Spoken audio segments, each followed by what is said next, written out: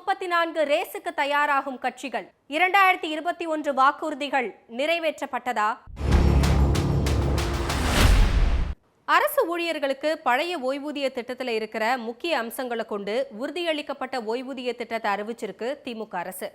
இந்த திட்டம் அரசு ஊழியர்கள் மத்தியில பெரும் வரவேற்பு பெற்றிருக்கும் நிலையில கடந்த தேர்தலின் போது கொடுத்த வாக்குறுதிகளை திமுக எந்த அளவுக்கு நிறைவேற்றி இருக்கு அப்படின்ற கேள்வியும் எழுந்திருக்கு. முன்னதா 2026 தேர்தல் அறிக்கையை தயாரிக்க 11 பேர் கொண்ட குழுவை அமைத்த திமுக பிரத்யேக செயலி ஒன்று அறிமுகப்படுத்தி பொதுமக்களோட கருத்துக்களை கேட்டு வருது.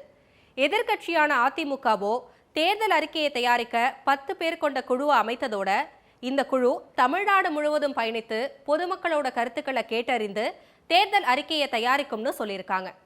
2026க்கான தேர்தல் அறிக்கையை தயாரிக்க இந்த 2 கட்சிகளும் மும்முரமா தயாராகிட்டு வந்தாலும் 2021 ஆளுங்கட்சியான திமுக அந்த தேர்தலப்போ கொடுத்த வாக்குறுதிகளை நிறைவேற்றினாங்களா அப்படிங்கிறத பார்க்க வேண்டியிருக்கு. 2021 தேர்தல் வாக்குறுதிகள் ஆளுங்கட்சியான திமுக என்ன சொல்கிறது? வாக்குறுதிகள் விஷயத்துல திமுகவை எதிர்கட்சிகள் ஏன் விமர்சிக்கின்றன? இதையெல்லாம் தான் ஸ்பாட்லைட்ல பார்க்க போறோம்.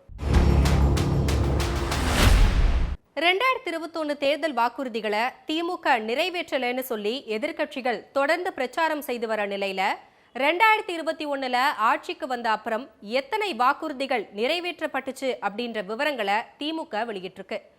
கொடுத்த 505 வாக்குறுதிகள்ல 364 வாக்குறுதிகள் முழுமையா நிறைவேற்றப்பட்டிருக்கிறதா தெரிவிச்சிருக்கிற திமுக 40 வாக்குறுதிகள் அரசோட பரிசீலனையில இருக்கணும், 37 வாக்குறுதிகள் மத்திய அரசோட உரிய நிதி பங்களிப்புக்காக நிலுவையில இருக்கணும் தெரிவிச்சிருக்காங்க. இதை தவிர 64 திட்டங்கள் அரசாங்கத்தால இப்போதைக்கு நடவடிக்கை எடுக்க முடியாதவைன்னு திமுக தெரிவிச்சிருக்கு. நிறைவேற்றப்பட்ட வாக்குறுதிகள் அரசோட பரிசீலனையில இருக்கிற வாக்குறுதிகள் சேர்த்து மொத்தம் 404 வாக்குறுதிகள் நிறைவேற்றப்பட்டிருக்கு. இது கொடுத்த வாக்குறுதிகள்ல 80% தெரிவிச்சிருக்கிற திமுக நீட் தேர்வு ரத்து, திருக்குறளை தேசிய நூலா அறிவிப்பது போன்ற 37 வாக்குறுதிகள் மத்திய அரசோட ஒத்துழைப்பு மூலமா நிறைவேற்றப்படக்கூடிய வாக்குறுதிகளா இருக்குன்னு தெரிவிச்சிருக்கு. இதுக்கு மத்திய அரசு ஒத்துழைப்பு தரலனும் குற்றம் சாட்டியிருக்காங்க. பொதுமக்களை விரும்பாதது, உள்ளூர் போராட்டங்கள், தேவைப்படாத சூழல் நிலவுவது போன்ற காரணங்களால 64 வாக்குறுதிகள் நிறைவேற்றப்படலன்னு சொல்லியிருக்கு திமுக. இது ஒரு பக்கம் இருக்க, தேர்தல் அறிக்கையில சொல்லப்படாத பல வாக்குறுதிகளை திமுக அரசு நிறைவேற்றி இருக்குன்னு திட்டங்களை பட்டியலிட்டு பெருமையா சொல்றாங்க. காலை உணவு திட்டம், புதுமை பெண், தமிழ் புதல்வன், நான் முதல்வன், தோழி விடுதி, மக்களை தேடி மருத்துவம் போன்ற மக்களிடம் பெரும் வரவேற்பு பெற்றிருக்கிற திட்டங்கள் தேர்தல் வாக்குறுதிகள்ல குறிப்பிடாமலேயே நிறைவேற்றி இருக்கிறதா திமுக சொல்லியிருக்கு. தேர்தல் வாக்குறுதிகள் நிறைவேற்றப்பட்டது தொடர்பா திமுக தொடர்ந்து விளக்கம் கொடுத்து வந்தாலும் அதிமுக, பாஜக, பாமக போன்ற எதிர்கட்சிகள் பெரும்பாலான வாக்குறுதிகளை நிறைவேற்றாம திமுக மக்களை ஏமாத்திடுச்சுன்னு தொடர்ந்து விமர்சிச்சுட்டு வராங்க.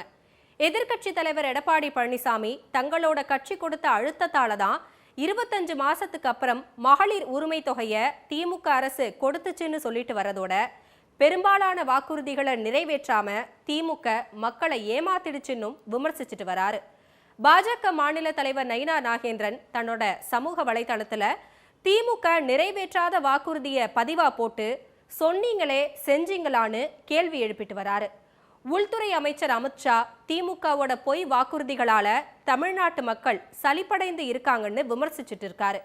பாமக தலைவர் அன்புமணி ராமதாஸ் பேசுகையில திமுக 2021 கொடுத்த வாக்குறுதிகள்ல வெறும் 13% வாக்குறுதிகள் மட்டுமே நிறைவேற்றி இருக்குன்னு குற்றம் சாட்டியதோட விடியல் எங்கே அப்படின்ற தலைப்புல புத்தகம் போட்டு திமுக நிறைவேற்றாத வாக்குறுதிகளை பட்டியல் போட்டிருக்காரு.